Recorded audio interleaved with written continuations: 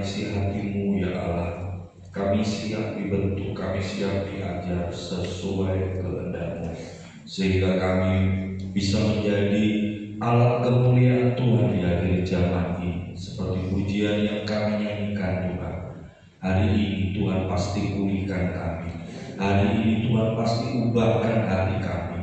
Terima kasih ya Roh Kudus. Segala sesuatu yang aku persiapkan tidak akan pernah berarti apapun tanpa Engkau mengurapi aku ya Tuhan. Dan hamba-Mu berdoa urapan yang sama turun atas umat-Mu petang hari ini. Buat kami mengerti, buat kami sadar apa yang harus kami perbuat di akhir zaman ini Tuhan. Kami sambut kebenaran firman-Mu dalam nama Tuhan Yesus. Orang percaya berkata bersama, amin. Haleluya.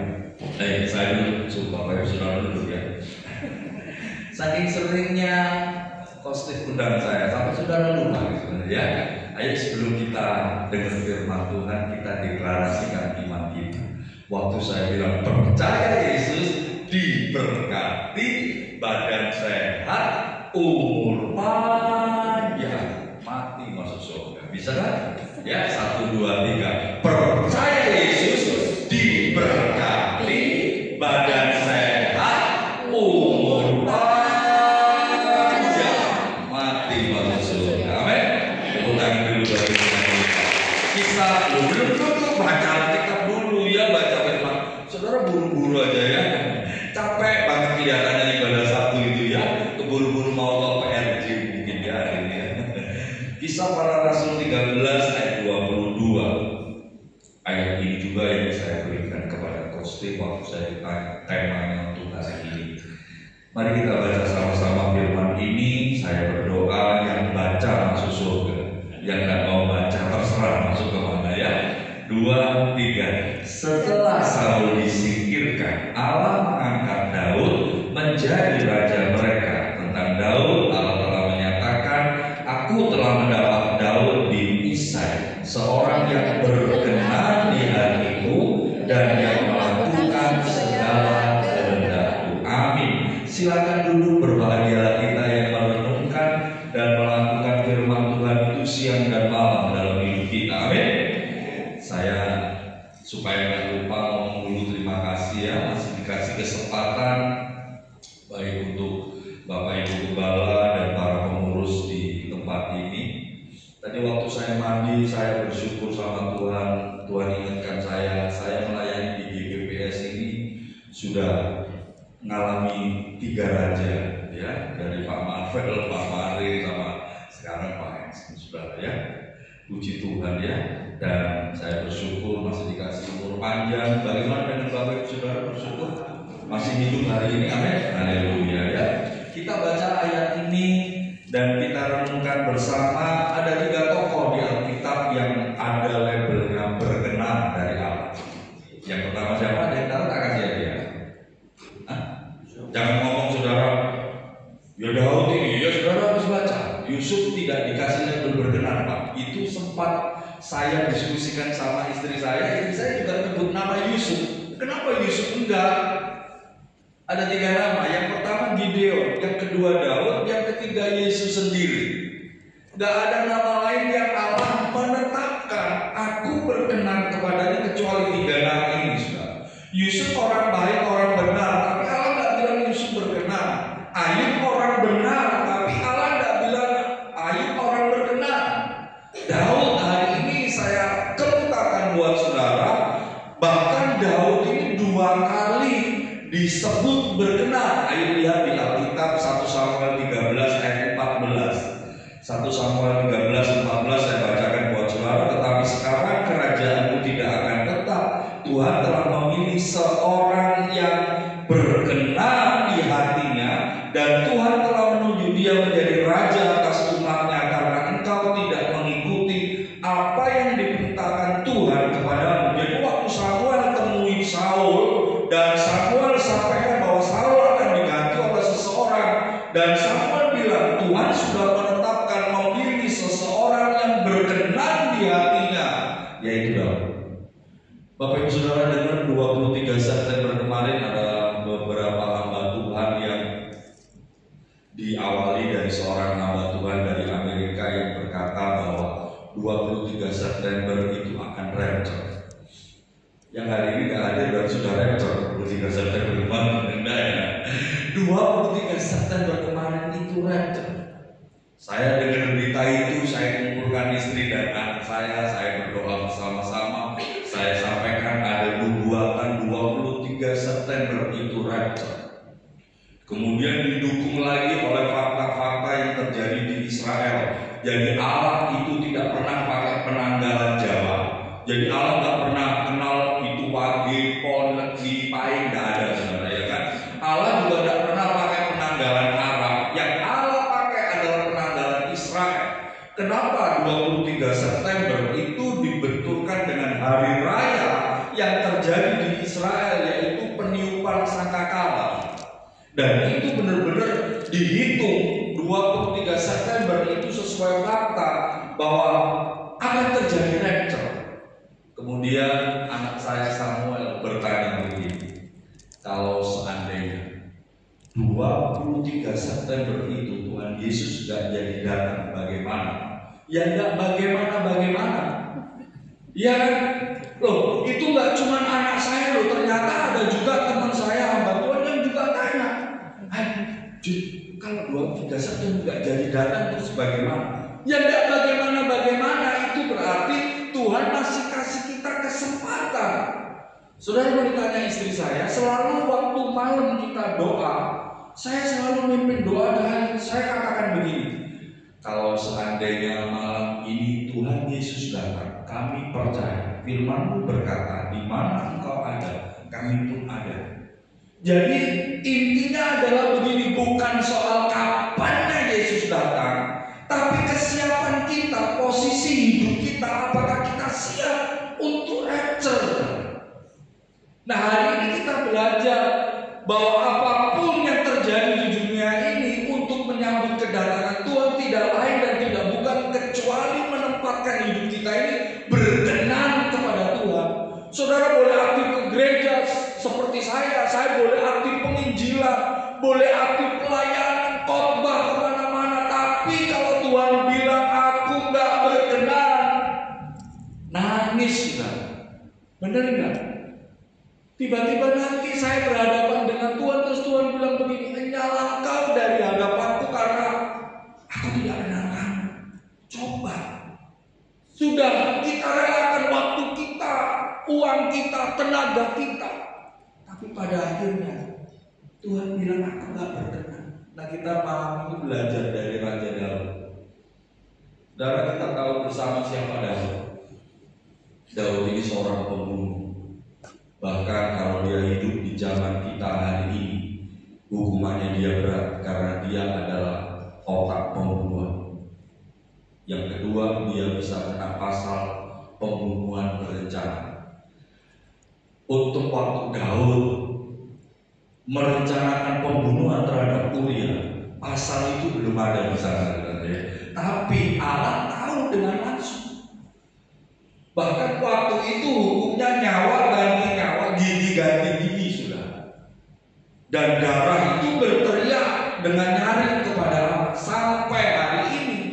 Sekalipun tidak ada pasal pembunuhan, sampai hari ini hukum Allah itu tetap terjadi. Bahwa setiap kita yang menghilangkan nyawa seseorang, darah itu berteriak langsung kepada surga.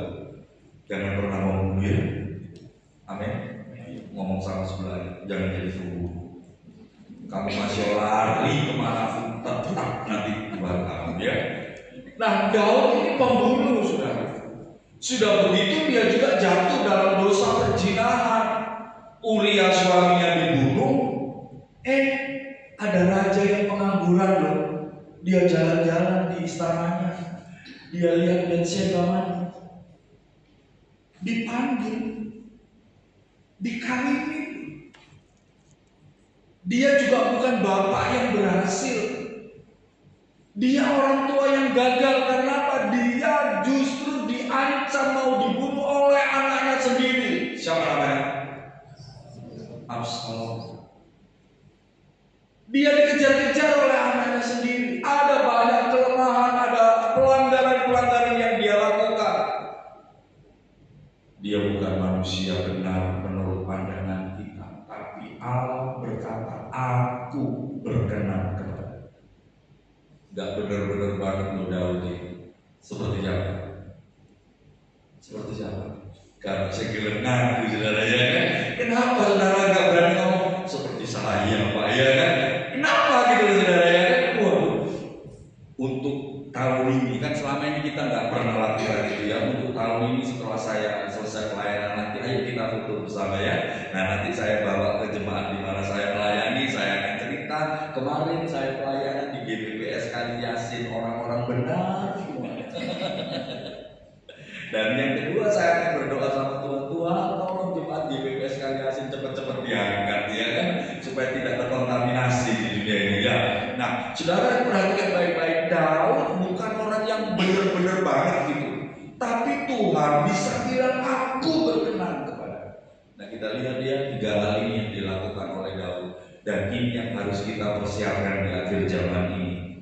Yang pertama Bapak Ibu Saudara, kita lihat 1 Samuel 13 ayat yang ke-14 yang kita baca. Tetapi sekarang kerajaan itu tidak akan tetap. Tuhan telah memilih seseorang yang berkenan di hatinya dan telah menuju dia menjadi raja atas umatnya, karena engkau tidak mengikuti apa yang diperintahkan Tuhan kepadamu. Dengan kata lain, kesimpulan saya yang pertama yang dilakukan Daud supaya dia dapat predikat berkenan kepada Allah, dia orang yang mengutamakan Tuhan. Dan hari-hari ini yang Tuhan cari atas hidup kita. Seberapa penting sih Tuhan itu di hidup kita? Contoh gampang, kalau hari ini waktunya ibadah dan di Grand City sana ada PRJ, saudara, pilih mana? PRJ enggak tiap minggu ada pendeta, kan bisa Sabtu depan masih bisa ibadah, sedangkan ini PRJ Sabtu depan buyar di misalnya. Contoh paling gampang ini, saudara bangun tidur, yang saudara cari siapa? Tuhan atau HP saudara? HP ya. Terima kasih untuk kejujuran Bapak Ibu Saudara ya. Saya senang saya khotbah di sini ya, kalau orang-orangnya jujur gitu kan. Ada yang berteriak Tuhan gitu kan. Tapi saya percaya nggak bisa dibohongi, karena buah itu pasti nampak. Nggak bisa saudara ngomong depan pendeta. Saya sering kali ngomong sama anak saya begini, kami punya program baca Alkitab, dan saya bilang sama anak saya sama jemaat ini wajib ya. Saya ngomong sama mereka, kamu nggak bisa berbohong, karena apa ngerti kamu sudah baca atau belum. Kadang-kadang mereka cuma absen aja, Ruben gitu kan. Tapi yang mana bisa baca Alkitab 3 menit langsung absen gitu kan. Ikut sak pinter-pinter ya kan. Dia langsung menunduk begini. Jangan diulangi lagi. Saudara nggak bisa bohong tentang itu. Ayo hari ini perbaiki ibadah kita. Ada orang itu kalau ibadah datang telat malah bangga. Di sini nggak ada, di Mojokerto ada banyak. Ya, sudah telat tanya lagi yang khotbah siapa? Ya kan? Kalau yang khotbah tidak enak di hatinya, mundur saudara ya. Duduk dulu di warung. Nanti pas doa berkat masuk. Loh ngono nek ditakoni kepengin mlebu surga. Di sini nggak ada ya, di sini nggak ada. Ada juga saya temukan yang katanya hamba Tuhan, pelayanan. Saya juga punya anak rohani saya ini juga melayani. Saya ngomong sama mereka, kalau kamu turun dari mimbar setelah main musik, terus waktu khotbah kamu nggak ada, kamu bukan pelayan Tuhan, kamu pemain. Dan tidak ada pemain itu di dalam surga. Jangan bertindak seolah-olah kita nggak butuh firman. Dulu saya keras sama mereka. Ayo hari ini perbaiki ibadah kita. Amin. Perbaiki pengiringan kita akan Tuhan. Daud itu disebut berkenan karena yang nomor 1 bagi dia itu tuh dia mengutamakan Tuhan. Haleluya. Mazmur 27 ayat keempat bilang begini, satu hal telah ku minta kepada Tuhan, itulah yang ku ingini, diam di rumah Tuhan seumur hidupku, menyaksikan kemurahan Tuhan dan menikmati baiknya. Sekalipun sedang dalam persoalan yang berat, Daud tidak minta, Tuhan aku pengen tambah kaya. Boleh tidak Daud minta begitu? Boleh. Tuhan aku pengen istanaku ini tambah gede. Boleh tidak Daud minta? Boleh. Kalau dia ngomong sama Tuhan, Tuhan aku mau nambah gundi lagi sekalipun sudah banyak gundinya, boleh tidak? Boleh. Tapi Daud cuma minta begini, satu hal aku minta, satu saja, enggak macam-macam, tinggal di hadirat Tuhan. Kalau hari ini satu saja yang di hati kita, yaitu mengutamakan Tuhan. Saudara tak perlu teriak, Tuhan berkati aku, karena Dia Allah yang punya konsekuensi. Dia setia akan janjinya. Amin. Nah terkadang kita itu teriak, Tuhan berkati aku, tapi hati dan hidup kita itu tidak menampakkan kita ini orang yang mengutamakan Tuhan, orang yang butuh Tuhan. Siapa yang datang petang hari ini butuh Tuhan? Saya percaya orang yang mengutamakan Tuhan tidak pernah kehabisan berkat dalam hidupnya. Yang kedua, Kisah Rasul 13 ayat 22. Kita kembali di ayat yang kita baca di pertama tadi. Setelah Saul disingkirkan, Allah mengangkat Daud menjadi raja mereka. Tentang Daud, Allah telah menyatakan, aku telah mendapat Daud bin Isai, seorang yang berkenan di hatiku dan yang apa? Melakukan segala kehendak. Yang kedua, bagi Daud, kehendak Tuhan itu harus dilakukan dengan serius. Dia serius lakukan kehendak Tuhan, bukan menganggap kehendak Tuhan itu hal yang sepele. Mengampuni itu kehendak Tuhan, tapi kan hari ini kita ngomong sama Tuhan, syarat dan ketentuan berlaku. Mengampuni, berdoa bagi orang yang melukai hati kita, bahkan yang berat itu berkati dia. Gampang atau susah? Hah? Seberapa banyak kita ketika kita mendengar kehendak Tuhan tentang hal ini, kita berbantah-bantah sama Tuhan. Enak sih ngomong, sih ngelakuin Tuhan, sakit, bisa seru. Tapi ini kehendak Tuhan, jangan dibantah. Sakit memang melakukan kehendak Tuhan itu. Memang Alkitab berkata begini, pikul kuk yang daripada itu ringan. Itu kan kata firman. Tuhan kasih penghiburan buat kita. Tidak ada yang tidak mungkin kalau kamu mau. Itu maksudnya gitu. Nah tapi zaman sekarang hidup kudus. Oh itu nyanyian di GPPS Tuhan. Kalau praktek nanti dulu. Sekarang ini yang haram aja susah, apalagi yang halal. Saudara ngerti peraturan pemerintah yang akan ditetapkan mulai 2026? Apa yang haram itu akan dianggap ilegal. Berarti 2026 jangan dulu B2 ya. Itu akan dianggap ilegal. Saya ngomong sana bisa. Pemerintah yang gak ngerti hati rakyat kok, ya kan? Gak akan pelayanan pedesaan yang Kediri, lereng Gunung Kelut itu setelah khotbah mesti disuguhi krengsengan B2. Lah mari ini lah ini dianggap ilegal. Aku lagi disuguhi bekecot gitu kan. Gak ngerti hati rakyat, bagaimana mereka yang terang. Maksud saya adalah begini. Ya selamat berbuka bagi saudara-saudara yang hobi ya sama ibu ya. Maksud saya adalah begini. Ayo jadikan kehendak Tuhan itu sesuatu yang harus dan bisa ditawar, harus kita lakukan. Kita lihat contohnya saudara.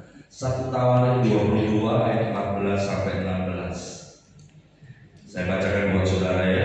Sesungguhnya sekalipun dalam kesusahan aku telah menyediakan untuk rumah Tuhan itu 100.000 talenta emas dan 9 talenta perak dan sangat banyak tembaga dan besi sehingga beratnya tidak tertimbang. Juga aku telah menyediakan kayu dan batu, tetapi baiklah engkau menambahnya lagi.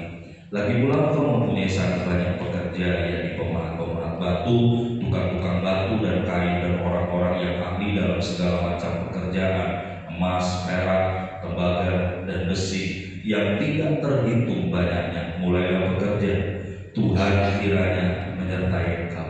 Yang bangun bait Allah siapa? Selama ini kan kita tahu nggak? Saya sempat diskusi sama istri saya. Yang bangun bait Allah siapa? Salomo. Tapi ayat ini berkata tentang siapa? Daud. Jadi Daud itu ngerti bahwa Allah menghendaki supaya dibangun rumah untuk bait Allah.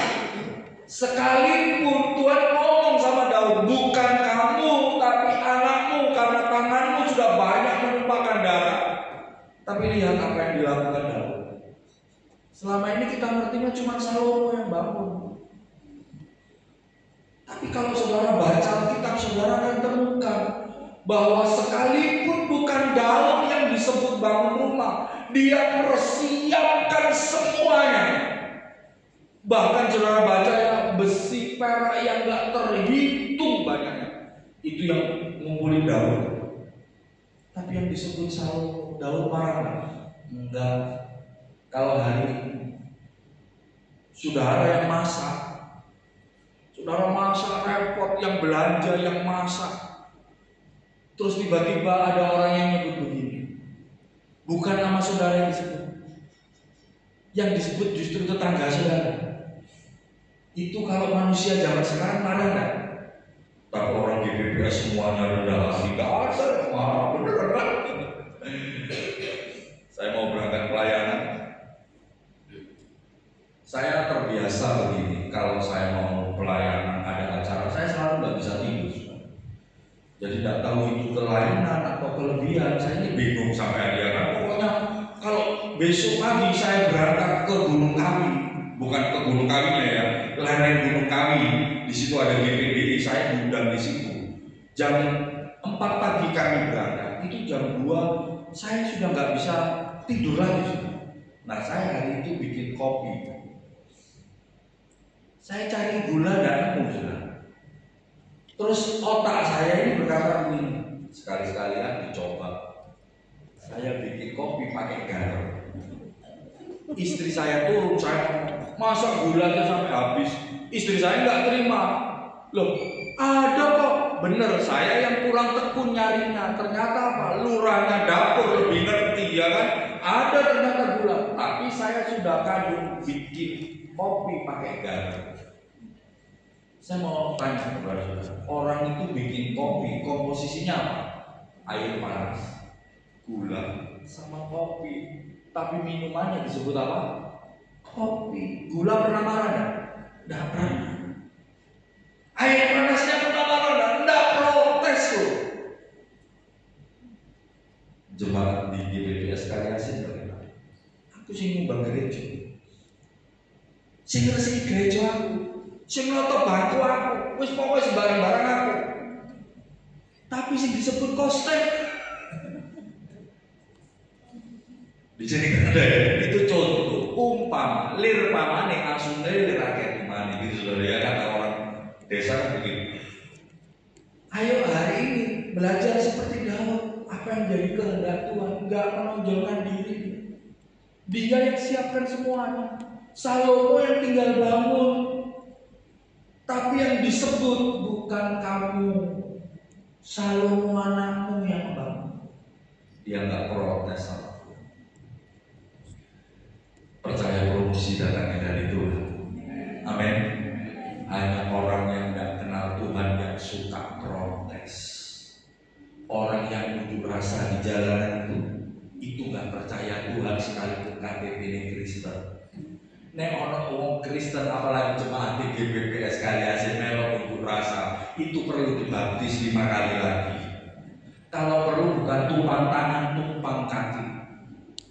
Ayo jangan protes, sekalipun hari ini kita hadapi prosesnya Tuhan. Kalau silakan mau diberkati, yang mau diberkati angkat tangan. Mau diproses? Saya mau bilang ya, tidak ada berkat tanpa ujian. Tidak ada kenaikan kelas kan tanpa Saudara, saya ingat ketika dulu waktu kita sekolah, saya sekolah ya, nggak ngerti waktu bapak ibu saudara sekolah dulu, kepala sekolah yang pada karo anda ya. Waktu saya sekolah dulu namanya THB, tes hasil belajar. Nek payah THB, kepala sekolah itu wedok lemu saudara, mau kayak semar ya kan. Tak celuk ibu semir liwat ya kan, dengan semangat laki itu ibu semir liwat. Nah, ibu kepala sekolah ini selalu ngasih tahu sama Pak Bon itu apa? Kalau zaman sekarang OB-nya sekolah ya ngomong begini, Pak, tolong buat tulisan di depan. Harap tenang, ada ujian. Jadi kalau hari ini kita sedang alami prosesnya Tuhan, ojo kakean si guyu mulai ngerasa ya, aku guyu ya kan, kadang-kadang kita proses, kenapa bisa begini kan gitu loh. Tapi ayo hari ini jalani segala sesuatunya. Kalau itu kehendak Tuhan, gak usah banyak tanya. Kalau saya ngapain? Ketor kangetan kalau cuma gitu sekalian. Ini tahun kembali ya kan. Ayo kita doakan Bapak Ibu Gembala kita supaya panjang umur, amin. Ojo kakean protes. Nek iso yo tampil lo ya kan. Apa iku ae sing ngomong pemimpin pujian sing ngerti ku ae. Gak tau bahagia kira-kira nek sampean sing nyanyi ngono entos tanggal, iya kan? Gereja itu banyak masalahnya kalau banyak penontonnya. Karena apa? Banyak sing protes. Tapi itu ada di Mojokerto tempat saya gembala di Sinta. Haleluya. Yang kedua, apa yang jadi kehendak Tuhan lakukan dengan serius sekalipun sakit dan gigih. Saya saksi ya. Saya pernah menampung seorang anak muda yang punya skill nyetir. Saya butuh dia, saya pekerjakan, saya suruh tinggal di rumah. Saudara beberapa kali bikin kesalahan. Mungkin saya pernah cerita ke saudara, salah satunya dia pernah di pagi-pagi sekali istri saya sedang masak ya. Istri saya minta tolong dia, namanya Nathan ya, panggilannya Tante tolong belikan blue band. Dia pergi saudara ke toko Madura dekat rumah, pulang nggak bawa blue band. Dia malah tanya begini, besar atau kecil tante? Ya wis yang kecil aja lah, nggak apa.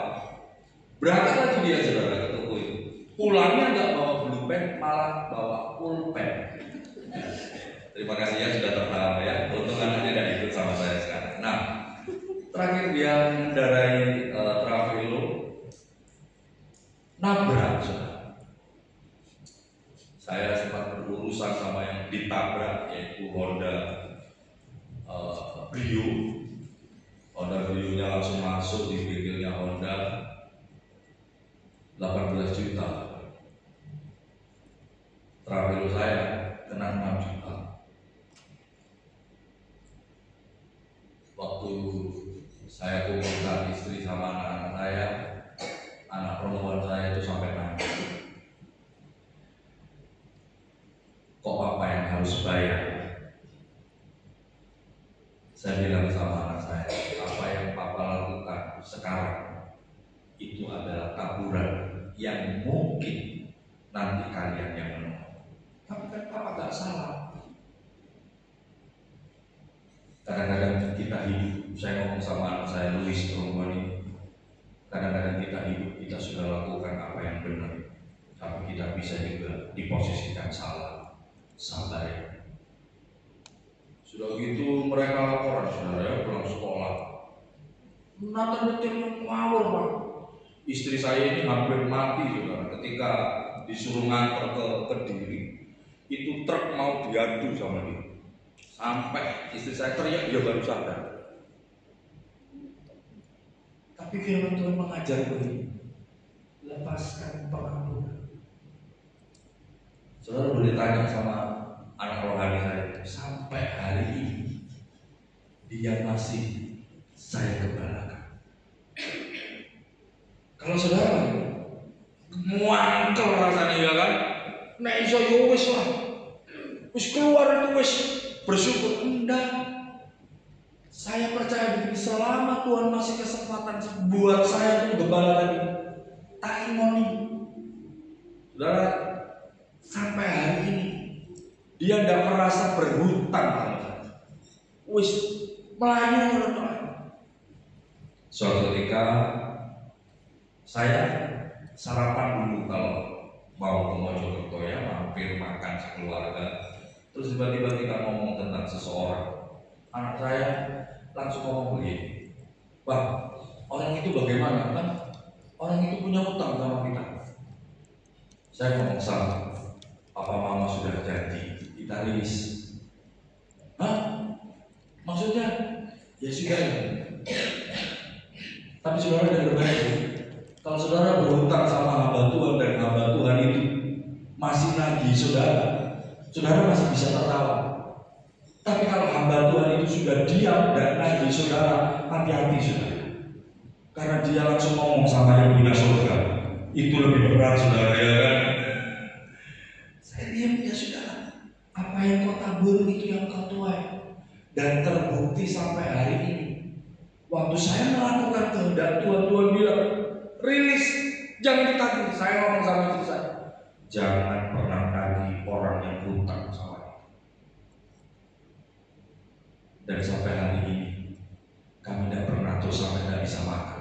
Tanya mereka, kamu tidak bisa makan hari ini tinggal di rumah? Hah? Makan malah banyak makanan untuk besok pagi sudah. Mereka sudah masak. Tak omongin nanti ayo pulang pelayanan baru masak supaya kalian tidak capek, dimasak sama mereka. Kalau bisa tiap hari kamu di rumah ya. Apa yang jadi kehendak Tuhan jangan dibantah, lakukan. Yang ketiga, kenapa Tuhan bilang Daud ini berkenan? 2 Samuel 12 ayat yang ke-13. Lalu berkatalah Daud kepada Nathan, aku sudah berdosa kepada Tuhan. Dan Nathan berkata kepada Daud, Tuhan telah menjauhkan dosamu itu, engkau tidak akan mati. Daud adalah orang yang cepat, garis bawahi, cepat bertobat saat dia jatuh. Siapa di sini yang nggak pernah berbuat dosa? Tolong angkat tangan. Spesial saya foto buat saudara. Ada yang nggak pernah berbuat dosa? Nggak ada. Tapi kita lihat Daud, waktu dijumpai bahwa dia itu jatuh dalam dosa, Nabi Nathan mengingatkan dia langsung bertobat. Mazmur 51 ayat 3 dan 4. Sebab aku sendiri sadar akan pelanggaranku, aku senantiasa bergumul dengan dosaku. Terhadap engkau sajalah aku telah berdosa dan melakukan apa yang kau anggap jahat, supaya ternyata engkau adil dalam putusanmu, bersih dalam apa? Penghukuman. Dia diingatkan, dia langsung bertobat, dia sadar akan kesalahannya. Alkitab bagian lain dikatakan dia mengkoyakkan jubahnya, mukanya sujud sampai ke tanah, menyesali perbuatannya. Firman Tuhan berkata begini, bukankah kita punya Allah yang setia dan yang adil, yang akan mengampuni dosa kita pada waktu kita mengakuinya. Kita mengakui, waktu kita akui di hadapan Tuhan, surga itu otomatis bertindak melepaskan pengampunan buat kita. Kalau hari ini kita sadari diri kita ternyata kita banyak dosa di hadapan Tuhan, ayo kita selesaikan, minta ampun sama Tuhan. Setuju katakan apa? Tadi waktu saya tanya, ada yang tidak pernah berbuat dosa? Gak ada yang angkat tangan. Berarti kita hari ini ibadah kumpulan para pendosa. Gak apa-apa, jangan berkecil hati. Tuhan kita Tuhan yang maha pengampun, Dia ampuni. Justru saya pernah sampaikan sebuah renungan, dosa yang gak diampuni itu adalah dosa yang gak pernah diakui di hadapan Tuhan. Waktu kita gak akui itu tidak ada pengampunan. Tapi waktu kita ngaku, Dia selesaikan dosa, hapuskan dosa. Kenapa sih yang kita bilang begini? Sejauh timur dari barat, aku melemparkan pelanggaran. Enggak utara dan selatan. Karena utara dan selatan orang bisa mengukurnya, ada kutub utara, ada kutub selatan. dari timur ke barat itu, dari terbitnya matahari sampai kepada tenggelamnya, nggak ono sing iso ngukur lagi naik mengukur saudara wis meletek di sisi matahari ya, nggak terukur pengampunan Tuhan. Ada seorang yang datang kepada saya, apa mungkin Pak Tuhan mengampuni saya? Masa lalu saya jahat Pak, saya orang perempuan yang berdosa. Saya kasih ilustrasi dia begini, kamu pegang batu yang besar, saya pegang batu yang kecil, kita pergi ke sungai sama-sama. Saya lempar batu yang kecil ke sungai, kamu bisa lihat? Gak bisa. Giliran melemparkan batu yang besar itu ke sungai, kamu bisa lihat? Juga gak bisa. Hari ini gak peduli dosa besar, dosa kecil yang pernah kita lakukan, waktu kita ngaku sama Tuhan,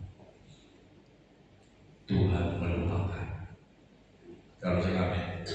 Gak yakin saudara diampuni dosa saudara. Makanya iblis senang lihat orang Kristen itu, karena orang Kristen gak yakin dosanya diampuni. Hanya Yesus dulu yang bisa lakukan pengampunan dosa buat umat yang dikasihi. Yang lain insya Allah mudah-mudahan, tapi hanya Yesus yang memberi kepastian. Kalau kita percaya kepada-Nya, kita datang kepada-Nya dengan hancur hati, selesai dosa. Dan pesannya begini, jangan berbuat dosa. Tuhan. Haleluya. Hamba-Mu selesai berbicara, tapi kami percaya Roh Kudus